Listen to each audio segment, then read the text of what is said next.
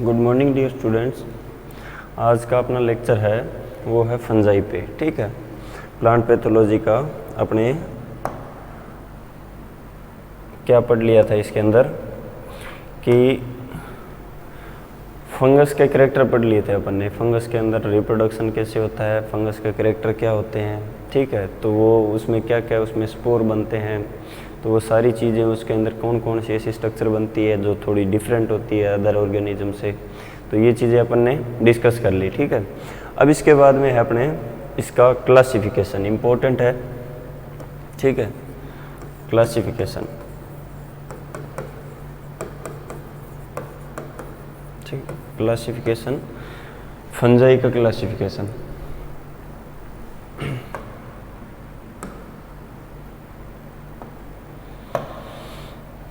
Classification of fungi. अब classification होता क्या है, देखो क्लासिफिकेशन के अंदर क्या होते हैं, टैक्सा। क्लासिफिकेशन में क्या होते हैं, टैक्सा जिनको बोलते हैं, टैक्सोनॉमी या फिर जिसको टैक्सा बोलते हैं। टैक्सा मतलब एक वर्ग हो गया। ठीक है, तो एक वर्ग या फिर एक यूनिट के अंदर क्लासिफिकेशन क्यों करते हैं, इसका भी एक कारण होता है कि क्लासिफिकेशन होने का मतलब ये था कि क्लासिफिकेशन में एक चीज़ ये होती है कि कोई भी माइक्रो ऑर्गेनिज्म, ज़रूरी नहीं है माइक्रो ऑर्गेनिज्म, किसी भी ऑर्गेनिज्म का अपने अगर उसकी स्टडी करनी है, उसका आइडेंटिफिकेशन करना है, ठीक है, और उसके करैक्टर जानने हैं, तो अपने क्लासिफिकेशन उसके लिए ज़रूरी होता है। अध्ययन करने के लिए कोई भी जीव का उसके लिए क्लासिफिकेशन ज़रूरी होता है। इसीलिए क्लासिफिकेशन की अवधारणा आई। ठीक है, और उसके बाद में सबको अलग अलग वर्ग में जीवों को बांट दिया कि हाँ, अगर किसी के क्लोरोफिल है तो वो प्लांट में आ गया। ठीक है, या फिर वो ऑटोट्रोपिक हो गए, अलग अलग सब ने अपने हिसाब से न्यूट्रिशन के बेस पे, उसकी मॉर्फोलॉजी के आधार पे, या फिर उनके अंदर कोई ऐसी स्ट्रक्चर बनने के आधार पे और शरीर की रचना के आधार पे अलग अलग तरीके से उसने सभी ने अलग अलग विभाजन दिया। तो उसी प्रकार से फंगस के अंदर भी इसका विभाजन किया। अगर फंजाई का अगर अपन क्लासिफिकेशन नहीं करें, अगर फंजाई का क्लासिफिकेशन नहीं करेंगे तो अपने पता ही नहीं चलेगा कि कौन सी फंगस का क्या करैक्टर होता है। और इतनी सारी फंगस है कि बहुत ज़्यादा इतने ऑर्गेनिज्म होते हैं इसके अंदर कि उनको सब अलग अलग कैटेगराइज नहीं करेंगे तो वो सारे मिक्सअप रहते हैं, तो फिर उसकी अपने स्टडी भी नहीं कर सकते। ठीक है, और वो स्टडी किसी काम की भी नहीं होती क्योंकि सारे करैक्टर जो होते हैं वो अपने आइडेंटिफाई नहीं हो पाते। और किसी भी चीज़ के अगर करैक्टर नहीं पता तो उसकी आगे की प्रोसेस अपने नहीं निकाल सकते। जैसे कोई फंगस से डिजीज़ हो रही है, अगर फंगस की हैबिट और उसके करैक्टर नहीं पता तो उस फंगस को अपन मार भी नहीं सकते, उसको कंट्रोल भी नहीं कर सकते। तो ये क्या है, इसके क्लासिफिकेशन का एक मेन कारण हो गया। ठीक है, स्टडी ज़रूरी है किसी भी ऑर्गेनिज्म की। अगर उसका क्लासिफिकेशन करते हैं, क्लासिफिकेशन करके उसका नामकरण कर देते हैं। देखो ये दोनों ही चीज़ें होती है। अपने भी जैसे नामकरण होता है तो आइडेंटिफिकेशन के लिए क्या होता है, पहले तो उसको क्लासिफाइड करो फिर उसका नामकरण करो। तो नामकरण भी अपने पढ़ेंगे तो जो द्विनामपत्ति से जैसे होता है कि पहले जीनस का और फिर स्पीशीज़ का लिखते हैं, तो वो भी अपने आएगा टॉपिक। तो क्लासिफिकेशन अपना मेन टॉपिक है, एग्जाम में पूछ सकते हैं इसके बारे में। ठीक है, तो अपने मोटे मोटे तौर पे इसको क्लासिफाइड करना है फंगस को, ज़्यादा डीप में नहीं पढ़ना इसको। ज़्यादा डीप में ना तो ये समझ आने वाला ना कुछ और। मोटे मोटे तौर पे फंगस को कैसे कैटेगराइज करते हैं, कैसे इनको विभाजन कर रखा है, तो ये इसके बारे में अपने पढ़ेंगे। तो इसमें देखो टैक्सा जिसको बोलते हैं ना, टैक्सा मतलब एक वर्ग होता है, एक यूनिट, यानी कि क्लासिफिकेशन की जैसे सबसे छोटी यूनिट जिसको बोलते हैं, तो वो क्या होती है, स्पीशीज। जाति पे जाके अपने रुक जाते हैं। तो अपने सबसे पहले चीज़ क्या आती है, देखो नाम आता है डोमेन का, डोमेन हो गया। फिर आता है उसके बाद में किंगडम। ठीक है, किंगडम के बाद में आ जाता है इसमें फाइलम। ठीक है, तो ये मेन चीज़ तो है इसकी ये कि डोमेन, किंगडम, फाइलम। अपने फाइलम तक तो पढ़ेंगे। फाइलम के बाद क्या आते हैं इसके, क्लास, फिर आ जाते हैं ऑर्डर, ऑर्डर के बाद में आ जाती है फैमिली, फैमिली के बाद में जीनस, जीनस के बाद में स्पीशीज। ठीक है, तो ये चीज़ आती है।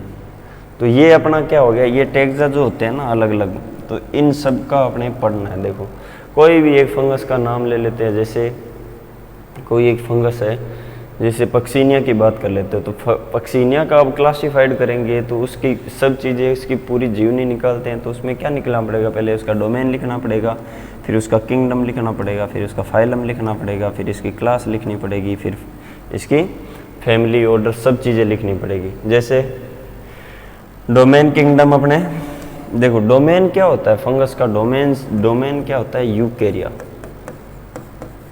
डोमेन होता है इसका यूकेरिया, यूकेरियोटिक होती है। तो उसके आधार पे जैसे डोमेन क्या क्या थे, जैसे 5 डोमेन थे ना, जैसे आर्चिया, यूकेरिया और ये जो 3 डोमेन, सॉरी यूकेरिया, आर्चिया और बैक्टीरिया के ये है ना, तो ये डोमेन होते हैं। तो ये डोमेन क्या हो गया, ये यूकेरियोट मतलब जो सुकेंद्रिक वाले आ जाते हैं, सुकेंद्रिक जिनके अंदर न्यूक्लियस होता है वेल डेवलप, तो उसको बोलते हैं यूकेरिया। तो डोमेन इसका आ जाता है यूकेरिया। किंगडम देखो फंजाई है, ठीक है, फंजाई कई बार डिवीजन होता है तो उसको बोल देते हैं माइकोटा, डिवीजन भी पूछ ले तो डिवीजन माइकोटा आ जाता है, या फिर फंजाई जिसको बोले हैं, ठीक है। तो फंजाई क्या है, इसका किंगडम हो गया अपना।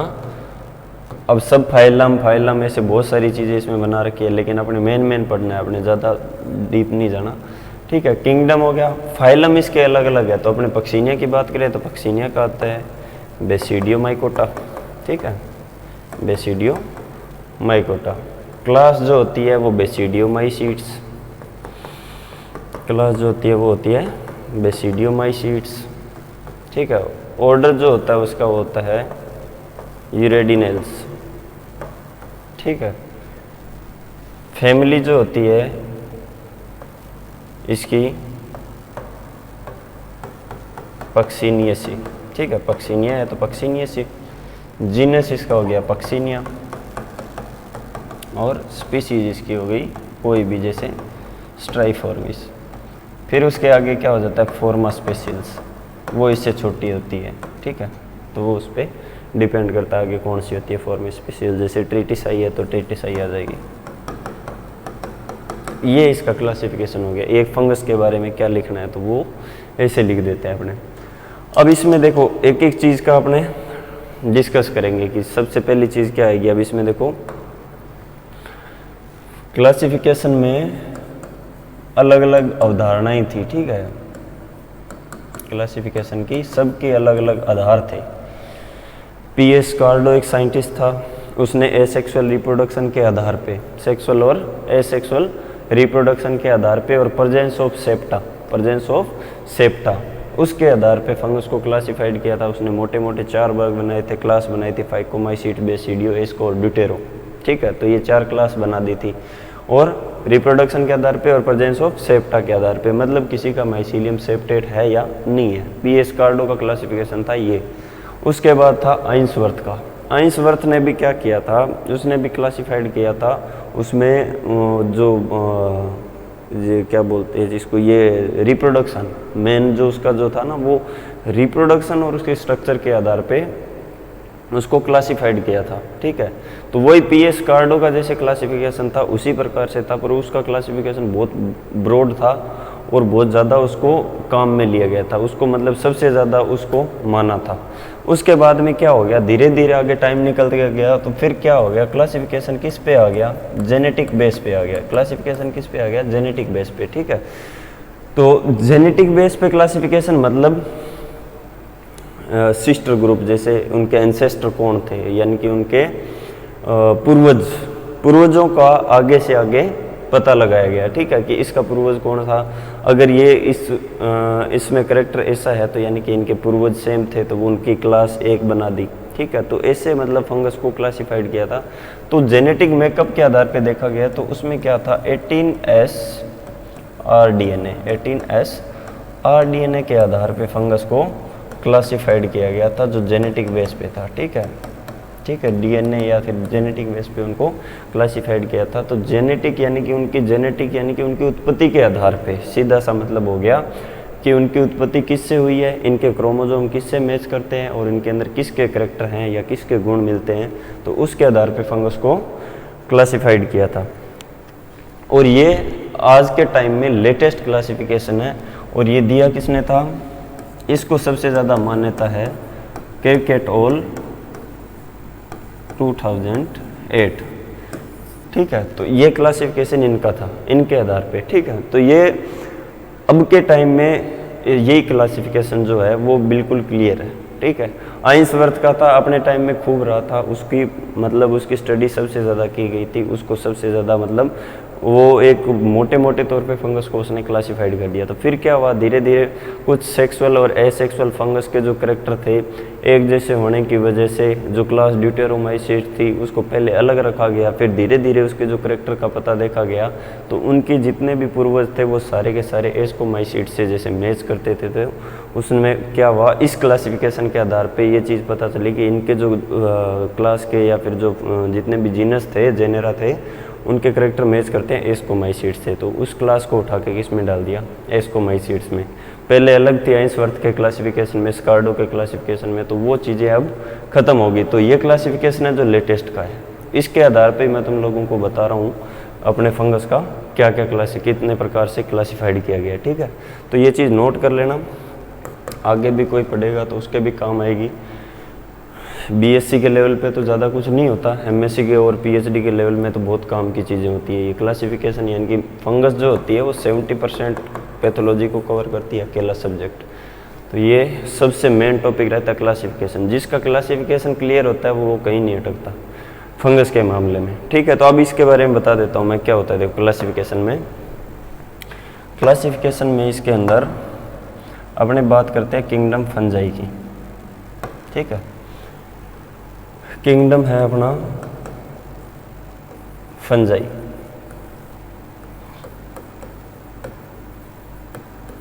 और डोमेन इसका यूकेरिया हो ही गया, ठीक है। फंजाई का मतलब जो अपने डेफिनेशन पढ़ते हैं, फंजाई का मतलब जो डेफिनेशन पढ़ते हैं जिसके अंदर क्लोरोफिल नहीं होता, ठीक है, हेटरोट्रोपिक नेचर की होती है और न्यूट्रिएंट का एब्जॉर्प्शन करती है, ठीक है। और क्या होता है, सेल वॉल इसकी काइटिन की बनी होती है या सेलुलोज की बनी होती है, सेक्सुअल और एसेक्सुअल रिप्रोडक्शन करती है और स्पोर बनाती है, ठीक है। और इसके अंदर जो सोमेटिक या वेजिटेटिव जो स्ट्रक्चर होती है उसको माइसीलियम बोलते हैं। तो ये इसकी फंगस की एक परिभाषा हो गई। अब ये जो जितने भी करेक्टर होते हैं वो सारे के सारे इसके अंदर जितने क्लासिफिकेशन में आएंगे वो सारे उस चीज़ को फॉलो करेगी, ठीक है। तो किंगडम तो हो गया फंजाई। फंजाई के अंदर ट्रू फंजाई जिसको बोलते हैं, वास्तविक रूप से जिनको फंगस बोलते हैं कि रियल में ही वो फंगस है, ट्रू फंजाई जो है उनके फाइलम कितने हैं, ट्रू फंजाई के फाइलम है 4। कितने फाइलम है, 4। इसके फाइलम 4 हैं जो ट्रू हैं, वास्तव में फंगस है, ठीक है। तो पहला फाइलम देखो क्या इसके अंदर 1 नंबर आता है, इसके अंदर काइट्रिडोमाइकोटा, ठीक है। ये जो फाइलम होता है इसके पीछे कोटा जो वर्ड लगता है इसके अंदर, ठीक है, पीछे जो वर्ड लगता है, ऑर्डर में लगता है एल्स। ये एग्जाम में पूछ लेते हैं कई बार, इंपॉर्टेंट है कि ऑर्डर का जो पीछे लगने वाले जो होते हैं ना, जिनको प्रत्यय उपसर्ग बोलते हैं, सफिक्स परफिक्स, वो तो एल्स जो लगता है उसके एंड में लगता है। ऑर्डर का एंडिंग जो वर्ड होता है नहीं, ऑर्डर का एंड किससे होता है, एल से होता है। ये चीज़ ध्यान रखनी है। काइट्रिडोमाइकोटा, फिर आता है इसमें जाइगोमाइकोटा, एक आता है इसमें बेसिडियोमाइकोटा, और एक है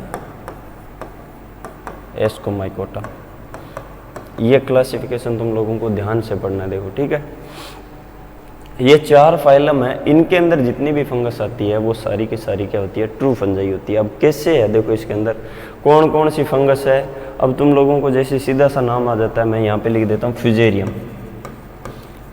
अब तुम लोगों को नहीं पता इसका ऑर्डर फैमिली क्या है, कुछ भी नहीं पता, लेकिन क्लासिफिकेशन अगर तुम लोगों ने पढ़ लिया तो तुम लोगों को ये सारी चीज़ें समझ में आ जाएगी। फ्यूजेरियम का करेक्टर क्या है, डिजीज़ कौन सी करती है, इसका ऑर्डर क्या है, इसकी फैमिली क्या है और इसकी क्लास क्या है, ठीक है, क्या करेक्टर होते हैं, ठीक है, रिप्रोडक्शन किस टाइप का होता है। तो ये चीज़ें तुम लोगों को क्लियर होगी जब तुम लोगों को क्लासिफिकेशन अच्छे से आएगा, तो उस चीज़ को ध्यान से पढ़ना है, ठीक है।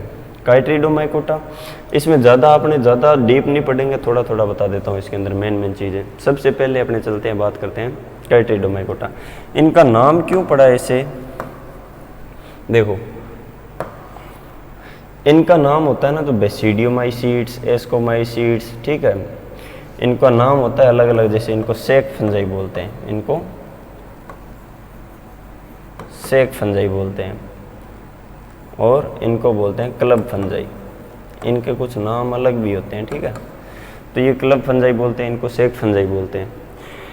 तो इसी प्रकार से ये जो बेसिडियो जो नाम पड़ता है इसका, ये होता है इसके अंदर बनने वाले स्पोर के आधार पे, सेक्सुअल रिप्रोडक्शन के आधार पे। जाइगोमाइकोटा को बोलते हैं कॉन्जुगेटेड फंजाई। इनको क्या बोलते हैं? Conjugated fungi. ये इनके अलग नाम है, ठीक है। और ये नाम जो होता है एस्कोमाइसीड्स, तो इसके अंदर जो सेक्सुअल रिप्रोडक्शन के अंदर जो स्पोर बनता है ना, उसके आधार पे इसका नाम रख दिया एस्कोमाइसीड्स। उसके बारे में भी पढ़ेंगे, इसका कैरेक्टर क्या क्या होता है। तो ये नाम के आधार पे होता है। एस्को का मतलब जिसके अंदर एस्कोस्पोर बनता हो, बेसिडियो का मतलब जिसके अंदर बेसिडियोस्पोर बनता हो, जाइगो का मतलब जिसके अंदर जाइगोस्पोर बनता हो।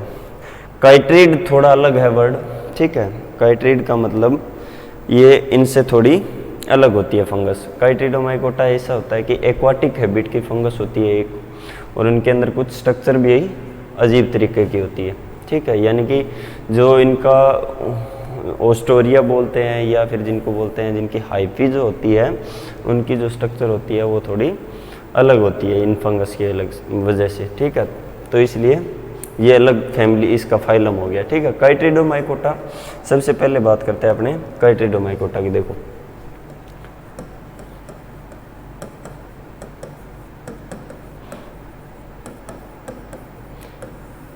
काइट्रिडोमाइकोटा के अंदर ऑर्डर आते हैं 4।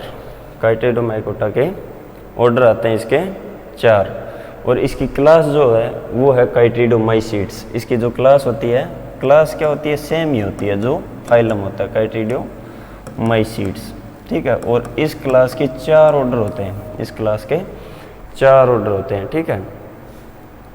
4 ऑर्डर कौन कौन से होंगे? इसके अंदर 4 ऑर्डर हैं, सारे इंपॉर्टेंट नहीं है पर मेन चीज़ें बता देता हूँ। इसके अंदर क्या क्या है देखो। एक तो आता है इसके अंदर स्पाइजेलोमाइसीटेल्स, स्पाइजेलोमाइसीटेल्स। एक आता है इसमें काइट्रिडियल्स,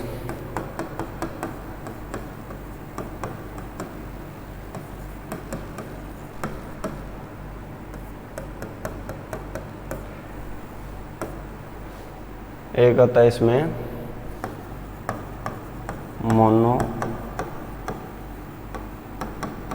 मोनोब्लेफेरिडेल्स, ठीक है।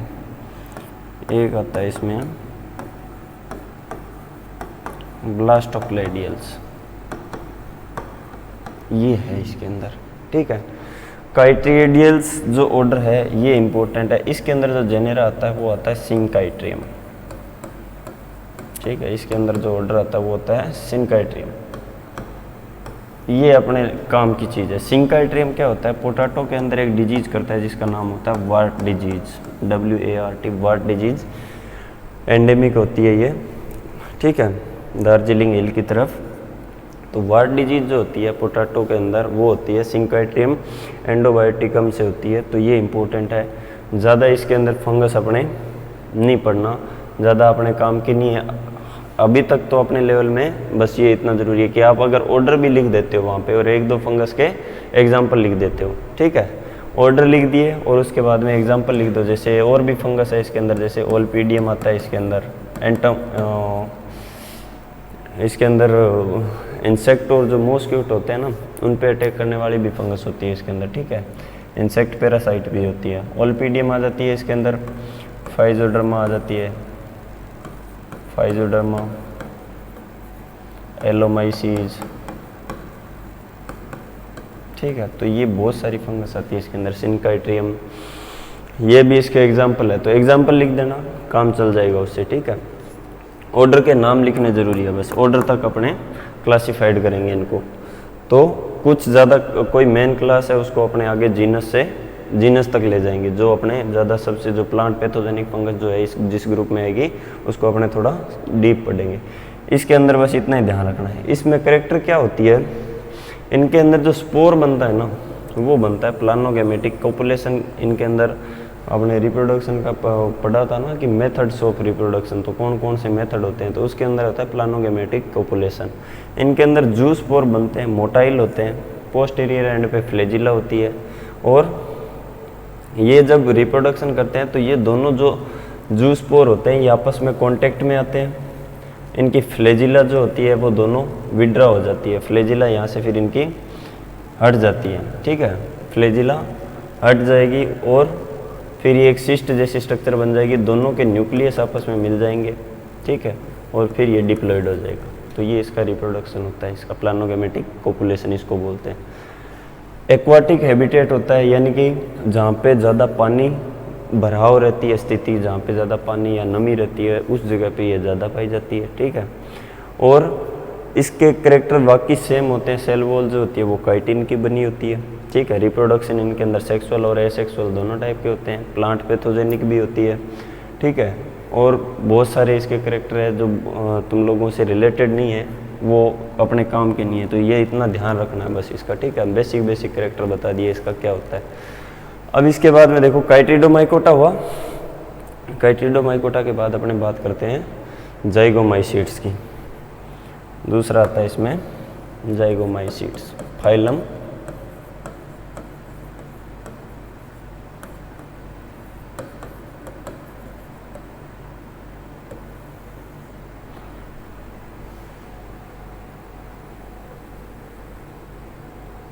जाइगोमाइकोटा, ठीक है। जाइगोमाइकोटा तुम लोगों ने फंगस देखी भी है, नाम भी सुना है, इसके अंदर आती है फंगस, देखो म्यूकर और राइजोपस, एक आती है इसके अंदर VAM, या जिसको बोलते हैं माइकोराइजा। माइकोराइजा बहुत सारी फंगस होती है, लेकिन मोस्टली जो माइकोराइजा या फिर जिसको बोलते हैं वेसिकुलर आर्बस्कुलस माइकोराइजा वो आती है जाइगोमाइसीड्स में, ठीक है। बहुत सी एंटोमोप्थोरेल्स भी होती है इसके अंदर। एंटोमोप्थोरेल्स ऑर्डर है इसका एक, जिसके अंदर क्या होते हैं इंसेक्ट पे अटैक करने वाली बहुत सी फंगस इसके अंदर आती है। इसके अंदर जो ऑर्डर आता है म्यूकेरेल्स, ठीक है। क्लास जो होती है इसकी वो है जाइगोमाइसीड्स, क्लास इसकी क्या है जाइगोमाइसीड्स, ठीक है। और ऑर्डर जो इसका है वो है अपने पास म्यूकेरेल्स,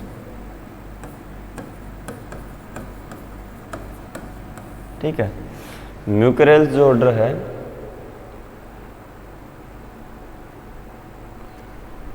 म्यूकेरेल्स के अंदर क्या चीज़ आएगी, देखो म्यूकेरेल्स के अंदर क्या आएगी, म्यूकर और राइजोपस। फैमिली जो आती है इसकी म्यूकेरेसी, फैमिली की अपनी बात करेंगे तो वो आती है म्यूकेरेसी। और जीनस जो इसके अंदर रहते हैं वो दो जीनस होते हैं इसके, म्यूकर और राइजोपस, म्यूकर और राइजोपस। तो ये जाइगोमाइसीड्स का अपने काम की चीज़ें यही है, ठीक है। तो एक दो ऑर्डर और भी हैं इसके अंदर, एक दो तो क्या बहुत सारे ऑर्डर है, देखो बहुत सारे ऑर्डर हैं, तो उनके बारे में अपने नहीं पढ़ना, अपने सिर्फ काम की चीज़ें पढ़ती हैं। म्यूकर और राइजोपस क्या करती है, रोटिंग करती है। रोटिंग का मतलब सड़न का काम जितना भी करेगी वो ये करेगी। तो जैसे अपने बासी रोटी छोड़ देते हैं तो उसके ऊपर फंगस जो ग्रो करके आती है वो म्यूकर और राइजोपस होती है, ठीक है। और बाकी ये एलर्जेटिक भी होती है कि इनके जो स्पोर होते हैं, राइजोपस के जो स्पोर होते हैं वो अगर नाक में चले जाए सांस के साथ में तो छींक वगैरह इसे आने लग जाती है। तो ये चीज़ें इसमें इम्पोर्टेंस काम की है ये। और जैसे कूड़ा करकट होता है वहाँ पे भी ये उग जाते हैं, कई बार फंगस की ग्रोथ आ जाती है, ठीक है। वैसे ये शुगर लविंग भी होती है, मीठी अगर थोड़ा बहुत जिसके अंदर मीठापन होगा उस पर ये ग्रो कर जाती है, ठीक है। तो म्यूकर और राइजोपस जाइगोमाइसीड्स, इनके अंदर जो स्पोर बनता है वो बनता है जाइगोस्पोर। इनके अंदर जो स्पोर बनता है वो होता है जाइगोस्पोर। तो ये इसकी इम्पोर्टेंस है कि ये इसमें देखो बहुत जाइगोस्पोर बनता कैसे है। इसके अंदर जो रिप्रोडक्शन का टाइप होता है वो होता है इसके अंदर गैमेटेंजियल,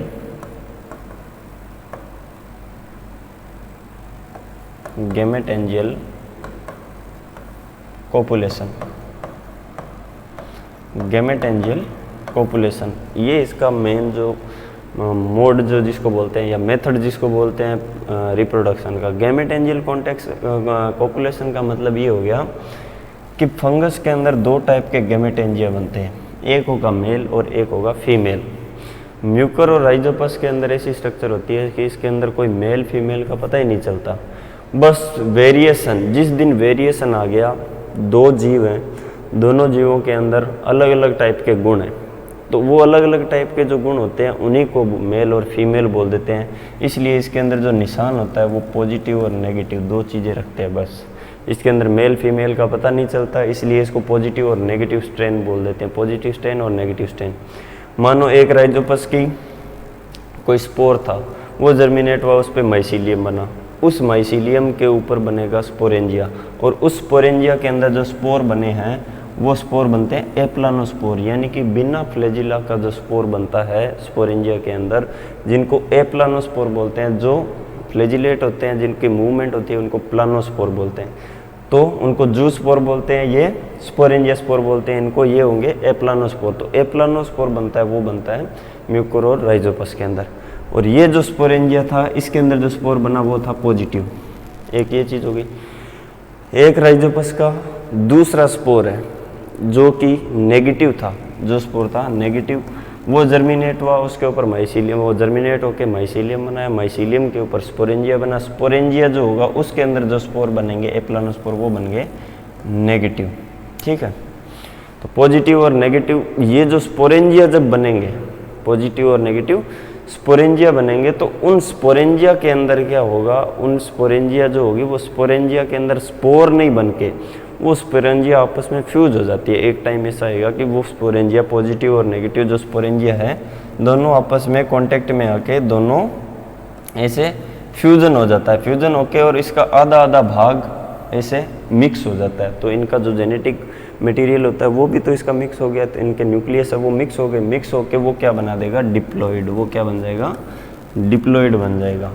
और फिर ये जर्मिनेट होके जो स्पोरेंजिया बनाएगा, ये फिर जर्मिनेट होता है आगे। देखो ये जो स्पोर बनेगा ना मेनली, तो ये जब बन जाएगा, जो दोनों के फ्यूजन होने के बाद में ये भाग मिक्स होके बाकी भाग हट जाएगा, सिर्फ एक चीज़ बचेगी। वो चीज़ क्या बचेगी इसके अंदर, वो एक सिर्फ डिप्लॉइड यानी कि द्विगुणित जो स्पोरेंजिया या फिर द्विगुणित स्पोर बनेगा, उस स्पोर को क्या बोलते हैं, जाइगोस्पोर। उस स्पोर को क्या बोलते हैं, जाइगोस्पोर। ठीक है, तो ये जाइगोस्पोर, अब ये जाइगोस्पोर है, दो स्पोरेंजिया के मिक्स होने की वजह से एक स्पोर बन गया। ये स्पोर अब जर्मिनेट होकर इसके ऊपर जो स्पोरेंजिया बनेंगे उसके ऊपर जो स्पोर बनेंगे वो हैप्लॉइड बनते जाएंगे। वो कैसे बनते जाएंगे, हैप्लॉइड, यानी कि क्योंकि जब डिप्लॉइड कोई चीज़ होती है तो उसके अंदर क्या होगा, अर्धसूत्री विभाजन होगा, एक सेल से 4 सेल बनती है, तो वो क्या बनेगा, हैप्लोडाइजेशन हो जाएगा। ठीक है, हैप्लोडाइजेशन होगा तो वो हैप्लॉइड बनते जाएंगे, और उसके ऊपर जैसे ये जाइगोस्पोर था और जाइगोस्पोर जर्मिनेट हुआ और इसके ऊपर स्पोरेंजिया बना, स्पोरेंजिया के अंदर बहुत सारे स्पोर्स बन गए। ये सारे के सारे स्पोर जो होंगे वो हैप्लॉइड होंगे, और ये स्पोर आगे जैसे जाएंगे, ठीक है, तो ये पॉजिटिव नेगेटिव स्ट्रेन में बदल जाएंगे, धीरे धीरे पॉजिटिव नेगेटिव स्ट्रेन में बदल जाएंगे। फिर दोबारा ये आपस में मैटिंग होकर इनके बीच में वापस से जाइगोस्पोर बना देती है। जब तक इनके अंदर स्पोरेंजिया ये जाइगोस्पोर नहीं बने तब तक इनके अंदर क्या होगा, जैसे कोई स्पोर था वो जर्मिनेट हुआ, उसके ऊपर स्पोरेंजिया बना, स्पोरेंजिया के अंदर बहुत सारे स्पोर बने, बहुत सारे स्पोर बन जाते हैं, तो ये स्पोरेंजिया फट जाता है, ये स्पोरेंजिया फट जाएगा और यहाँ से स्पोर बाहर निकल जाएंगे, हवा से उड़ के दूसरे प्लांट पे कोई जीव पे चले जाते हैं, वहाँ पे इनके अंदर रिप्रोडक्शन होता रहता है, मल्टीप्लाई होते रहते हैं। जब तक सेक्सुअल रिप्रोडक्शन नहीं होता तब तक तो ये प्रोसेस चलती है।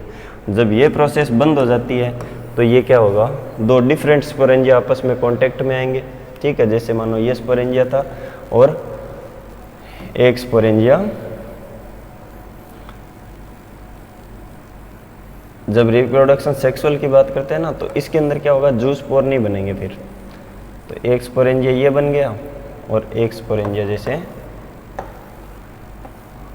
ये बन गया, ये था पॉजिटिव, ये है नेगेटिव, ये दोनों आपस में कांटेक्ट में आएंगे, कांटेक्ट में आएंगे तो दोनों आपस में फ्यूज हो जाएंगे, फ्यूज होके फिर एक स्पोर बना देंगे, और ये स्पोर जो बनता है वो जाइगोस्पोर बनता है, और वो जाइगोस्पोर जर्मिनेट होके फिर आगे स्पोरेंजिया बना देगा, उससे फिर वापस क्या बन जाएंगे, एप्लानोस्पोरिया, जिनको स्पोरेंजिया स्पोर बोलते हैं। तो ये इसका लाइफ साइकिल रहता है सिंपल सा। इसकी एक चीज़ कैरेक्टर देखो, इस फंगस का जो माइसीलियम होता है ना, वो माइसीलियम होता है इसका एसेप्टेट। माइसीलियम जो होता है वो क्या होता है, एसेप्टेट। इनके अंदर क्या होता है, एसेप्टेट माइसीलियम होता है, जिसको बोलते हैं सिनोसाइटिक। ठीक है, सिनोसाइटिक मतलब इनके माइसीलियम के अंदर कोई भी क्रॉस वॉल नहीं होती, इनके अंदर कोई क्रॉस वॉल नहीं होती। सेल वॉल जो होती है वो काइटिन की बनी होती है, और काइटिन जो होता है बीटा 1 3 ग्लूकन का बना होता है। ठीक है, तो ये इसका मेन कैरेक्टर होता है। और इसकी हैबिट जो होती है वो, इनके अंदर देखो क्या होगा, इनके अंदर जैसे जीव ये कहाँ रहता है, वैसे सोइल के अंदर रहेंगे, सारे के सारे कहाँ रहते हैं, सोइल के अंदर। दूसरा रहता है हवा के अंदर। तो ये फंगस जो होगी वो हवा या सोइल के अंदर पाई जाती है, पौधों में डिजीज भी करती है, और एनिमल्स के अंदर भी इनका इन्फेक्शन रहता है। तो ये इसका मेन जो जीनस है वो इसके हैं म्यूकर और राइजोपस। इसके बारे में बस इतना सा थोड़ा ब्रीफ में ध्यान रखना है। ठीक है, और ये इसके बारे में इतना लिखना है। तो थोड़ा थोड़ा भी लिखोगे तो 2-3 पेज का आंसर हो जाएगा। नेक्स्ट जो अपने बेसिडियोमाइसीट्स और एस्कोमाइसीट्स है वो अपने नेक्स्ट क्लास में बात करेंगे। आज के लिए बस इतना ही। Thank you.